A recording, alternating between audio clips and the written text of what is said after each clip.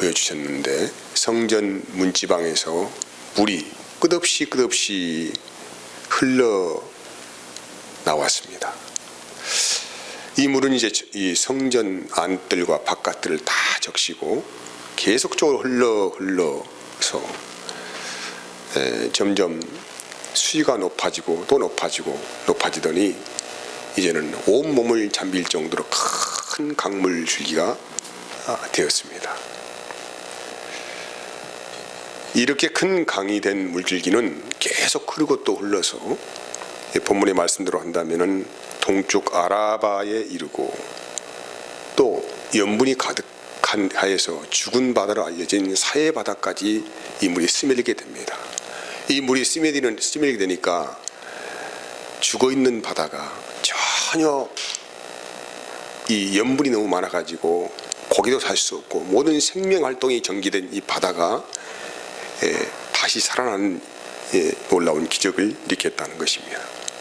뿐만 아니고 이 강물이 이르는 곳마다 강 좌우편에 죽어있는 나무들이 다시 물이 오르고 가지를 뻗고 소생하는 역사를 보여주고 또 강물이 번성하여 이르는 곳마다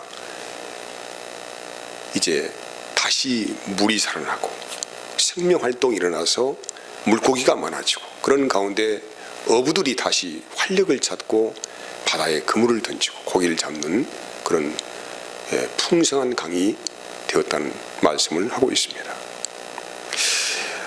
그럼 이 환상, 에스겔에게 보여진 환상은 도대체 무엇을 말씀하는 것일까라는 것입니다. 이것은 앞으로 이 땅에 세워지게 될 제4성전의 모형인데 하나님 나라가 세워지는 성전 모형을 말씀하고 있습니다. 이스라엘 역사 안에는 세 종류의 성전이 등장을 합니다. 그들이 출애굽하여서 광야 생활 이동 중에 하나님을 예배하였던 성막이 있었고 또 그들이 가나안 땅에 정착하여서 지은 솔로몬 성전이 있었습니다. 이제 그 성전이 파괴되고 바벨론 포로가 돼서 끌려가게 되어서 다시 70년 포로가 다시 돌아와서 세운 성전이 있는데 스룹바벨 성전이에요. 이것은 이제 건물 성전입니다. 근데 예수님께서 이 땅에 오셔서 당시에 그 헤롯 성전이죠. 스룹바벨 성전을 재건하고 다시 증축하고 이런 일들을 했는데 약 46년 동안 그 일을 했어요. 근데 그 성전을 향하여서 예수님께서 저 성전을 헐어버리라. 내가 사흘 만에 다시 성전을 세우겠다고 하시고 그 성전이 무엇이냐라고 말씀하시면서 바로 내 몸이 살아있는 하나님의 성전이다라고 예수께서 말씀을 하셨습니다.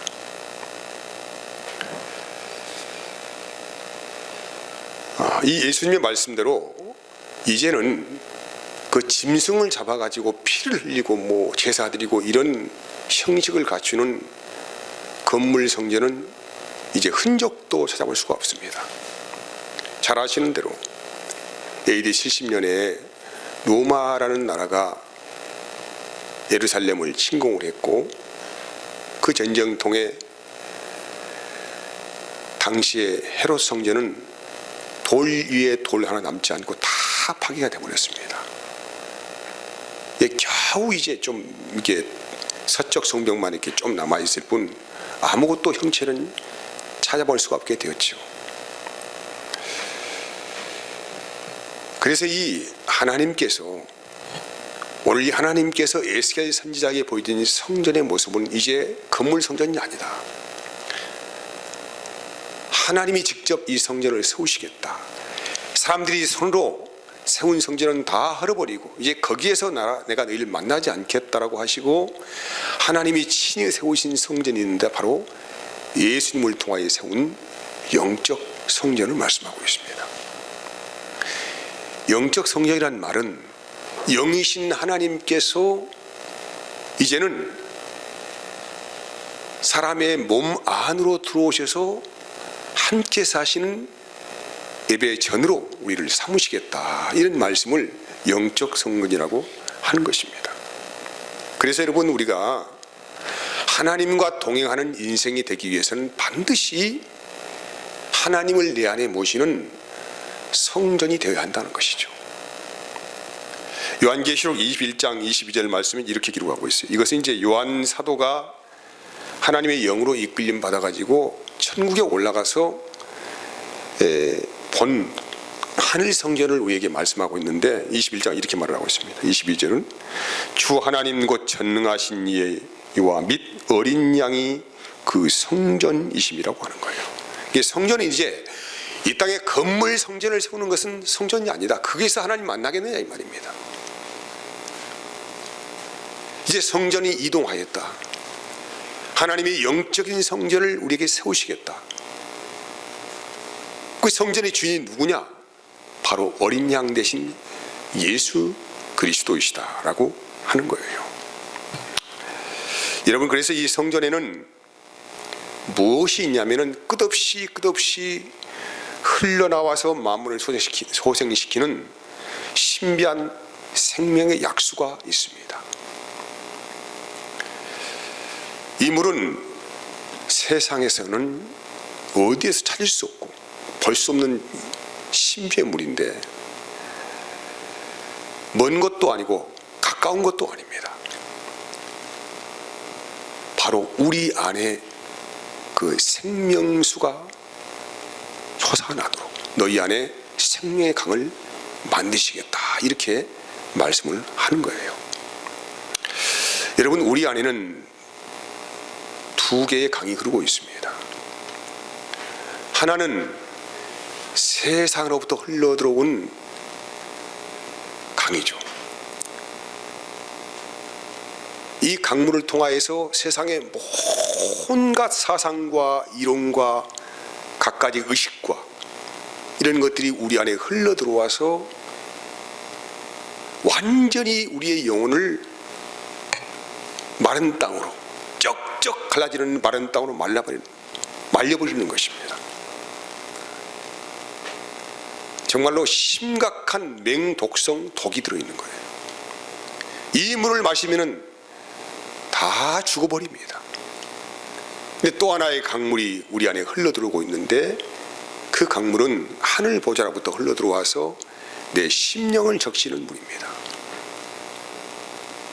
요한복음 7장에서는 이것을 생명의 생명수, 생명의 강이다, 이렇게 말씀하죠. 이 물이 우리 안에, 이 하나님 보호자부터 흘러들어온 이 물이 우리 안에 스며들어오는 그 순간부터 죽어있는 영혼들이 소생을 합니다. 살아난다는 거예요. 새 힘을 얻고 점점 의 은혜의 물이 처음에는 우리 발목을 잠기더니 또 우리 무릎까지, 배까지 온몸을 잠기어서 완전히 은혜의 도가니로 우리를 완전히 감싸버리는 은혜의 물, 생명수의 물입니다. 요한복음 7장 38절 말씀에 나를 믿는 자는 성경의 이름과 같이 그 배에서 생수의 강이 흘러나오리라고 하는 거예요. 중요한 말씀이 있습니다. 그럼 이 생명수의 물, 이 생명의 약수, 이 물을 아무나 마시는 게 아니에요. 아무나 마시고 그냥 던져버리고 이렇게 흔한 그런 약수가 아니고, 이 생명의 물을 마시기 위해서는 반드시 선행 조건이 있는데, 그것은 예수님을 믿는 자입니다. 세상에서는 찾을 수도 없고 만날 수도 없고 맛볼 수도 없는 이 신비의 물이죠. 사람의 영혼을 완전히 소생시키는 그 생명의 물이 바로, 물을 마시려고 하면은 그냥 아무나 마시는 것이 아니고 반드시 뭐라고요? 선행 조건은 예수를 믿는 은혜가 있어야 한다. 즉 믿음의 세계 안으로 들어온 사람만이 마실 수가 있다라고 하는 것입니다.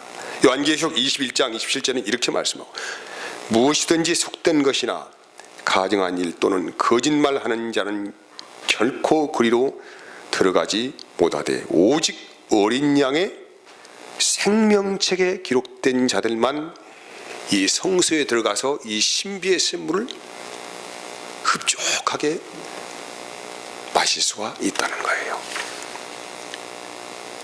생명체에 기록된 자들, 즉 믿는 자들을 말씀하고 있는 것입니다. 누구나 경험하는 일이겠지만은 사람들이 나이가 점점 중년이 넘어가면서 뭐 다른 것도 다 낡아지지만은 우리가 민감하게 느끼는 게 뭐냐면은 눈이 점점 어두워진다는 거예요. 침침해지는 거예요. 이걸 노안이라고 해요. 노안. 근데 이 노안이라고 하는 게 뭐냐면은 아무런 의식이 없이 우리 자신이 우리 뇌의 그 메커니즘 안에서 무의식적으로 프로그래밍 된 그런 것들을 아무런 저항 없이 받아들이는 것이 노안이라는 거예요. 누구나 다 나이가 들면 눈이 어두워지지, 침침해지지, 이런 시스템이 어디에 작동되고 있다는 거예요? 뇌의 구조 안에. 그렇게 우리가 인식하고 받아들이고 있기 때문에 이 노안을 인정을 한다는 것입니다. 어느 누구도 이것에 대해서 저항하려고 하는 생각을 가지지 않는다는 것이죠. 인간의 뇌라고 하는 것은 어떤 생각이 집결되어지고 그것이 우리 안에 도식화되어지면 이제 그것이 우리의 몸을 지배를 하잖아요. 그러니까 이 뇌 구조 안에 어떤 시스템을 집어넣느냐 굉장히 중요한 것인데, 제가 노안을 말씀드리는 거예요. 뭐 다른 것도 마찬가지겠죠. 그것을 내가 아무런 저항 없이 그냥 받아들이고 인정해 가니까 나는 내가 지금 노안이구나, 나이 먹으면 다 그러는 것이지 뭐, 이렇게 생각한다는 것이죠. 그런데 이제 어떤 믿음의 사람이 이런 경험을 했다고 합니다. 이 사람은 이제 그 몸의 부정적인 메커니즘에 내가 더 이상 계속 순종하며 살지 않겠다, 이렇게 마음을 결정했다는 것이죠. 어떻게 살겠느냐? 나를 지으신 분은 하나님이시다. 그리고 나의 뇌를 이제 내가 나를 지배하는 것이 아니고, 세상이 나를 지배하게 하는 것이 아니고, 나를 창조하신 그 하나님의 손길이 나를 지배할 수 있도록 나를 내주겠다, 이렇게 마음을 정하고 결정을 했다는 거예요. 그리고 이제부터 그때부터 전심으로 하나님의 선적인 은혜 안에 자기 자신을 맡기는 그 순간에 어떤 경험을 하게 되었냐면은 순식간에 노안이 거치고 눈이 밝아지더라는 거예요. 사랑하는 여러분, 인간의 마음의 구조 안에는 항상 그래서 두 가지의 물이 흘러가고 있습니다. 세상으로부터 흘러들어오는 것들을 나의 것을 삼고 그것을 받아들여서 나의 인생 길이라고 살 것이냐, 아니면은 그것을 버리고 하나님 보호자로부터 흘러들어오는 말씀의 능력 안에서 영원한 생명수가 되신 그 은혜를 우리가 갈망하느냐, 여기에 그 차이가 아주 엄청난 차이가 있는데, 이 생명수의 강을 요한복음에서는 뭐라고 표현하냐면은 너희가 받을 성령이다 라고 하는 것입니다. 성령. 인간은 그래서 성령 받아야 살아요.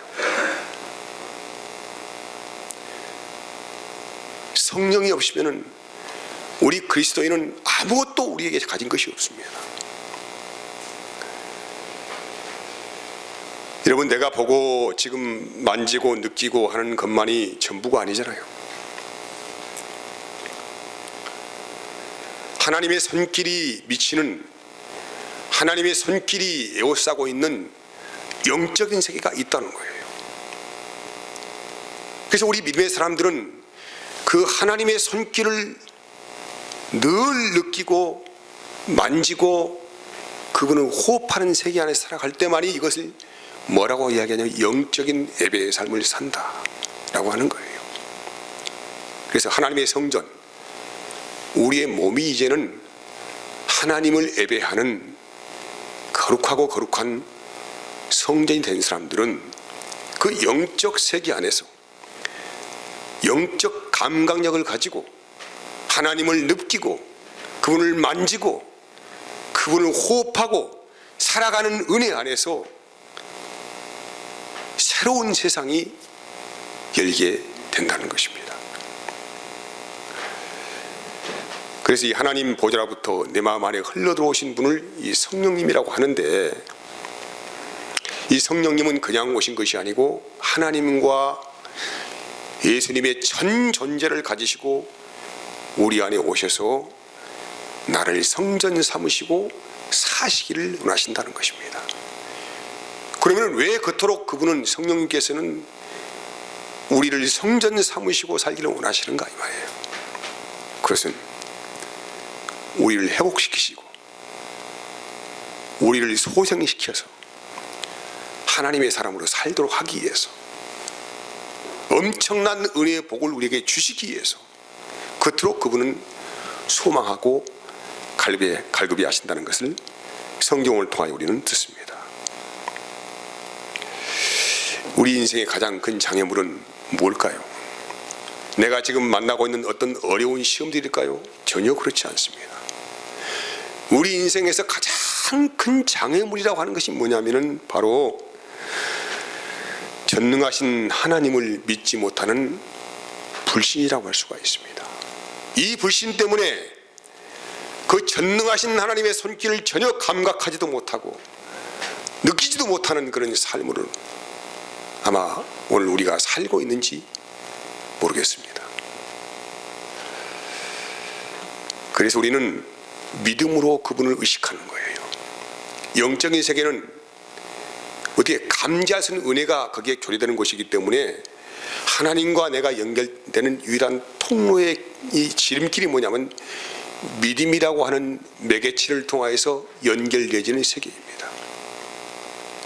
이 믿음을 통하여서 하나님이 예비하신 것들을 우리가 받아 누리고 사는 은혜를 누리게 된다는 거예요. 그래서 믿음은 하나님께서 주시는 가장 온전하신 선물이라고 우리에게 말씀을 하는 것입니다. 이렇게 하나님의 은혜가 우리의 심령 안에 밀려 들어와서 그 성령의 강이 우리 안에서 흘러가게 되어지면은 그때부터 우리에게는 놀라운 영적 생명들이 살아나기 시작합니다. 부정적인 모든 묶임들이 다 사라져버리고 도망가버리고 하나님의 은혜가 우리의 심령을 지배하게 되니까 그때부터 우리의 영혼이 기뻐하며 하나님을 감각하며 그 은혜 안에서 새로운 생명의 도가니 안에 들어가서 살아가는 놀라운 역사를 경험할 수 있다는 것이죠. 하지만 이 본문에서는 전혀 하나님의 은혜의 혜택을 누리지 못하는 그런 부류가 있다는 것을 소개하고 있습니다. 엄청난 은혜의 강물이 지금 확 흘러가고 있어요. 근데 그 은혜물이 아무리 치고 흘러들어가서 그것을 변화시키려고 해도 변화되지 않는 장소가 있는데, 오늘 본문을 쭉 읽다 보면 11절에 보면 진펄과 갯펄이에요. 진펄은 말 그대로 진흙 구덩이를 말씀하고 있어요. 물이 들어갔어요.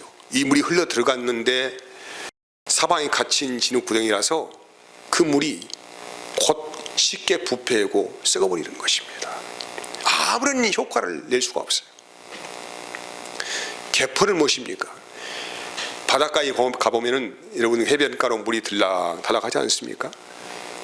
들락달락하는데 그 물이 이렇게 계속 잠겨 있어야 되는데 밀물 때는 물이 쭉 들어오고 다시 나가버리고 쭉 들어오고 다시 나가버리고, 그리고 물이 전혀 땅속에 깊이 스며들지 못해요. 진흙벌밭을 말씀하고, 해변가에 있는 진흙벌밭을 말씀하고 하는 것이죠. 아무리 물이 들어와서 어떤 것들을 변화시키려고 해도 받아들이지 못하는 것입니다. 하나님의 은혜를 전혀 거부하는 생명들을 말씀하고 있어요. 그래서 마태복음 11장 5절에서 17절까지 말씀은 이렇게 기록하고 있어요. 귀 있는 자는 들을지어다. 이 세대를 무엇으로 비유할까?